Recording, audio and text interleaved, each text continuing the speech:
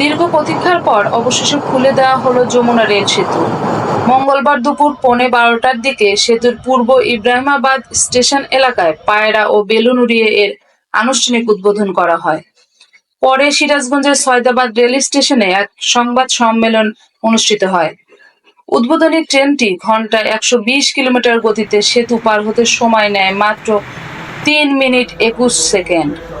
রেলপথ মন্ত্রণালয়ের সচিব জানান, আগে যমুনা বহুমুখী সেতু পার হতে ট্রেনে ২০ মিনিট সময় লাগত, আর এখন নতুন যমুনা রেল সেতু দিয়ে মাত্র ৩ মিনিটেই ট্রেন চলাচল করবে।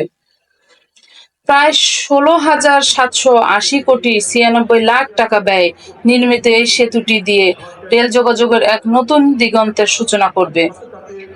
উদ্বোধনী আয়োজনে রেল কর্তৃপক্ষের কর্মকর্তা, সিরাজগঞ্জের জেলা প্রশাসক মোহাম্মদ নজরুল ইসলাম, টাঙ্গাইলের জেলা প্রশাসক, পুলিশ সুপার, বিএনপি কেন্দ্রীয় নির্বাহী কমিটির সদস্য ও জেলা বিএনপির সাধারণ সম্পাদক মোহাম্মদ সাইদুর রহমান বাচ্চু সহ প্রিন্ট ও ইলেকট্রনিক মিডিয়ার গণমাধ্যম কর্মীরা উপস্থিত ছিলেন।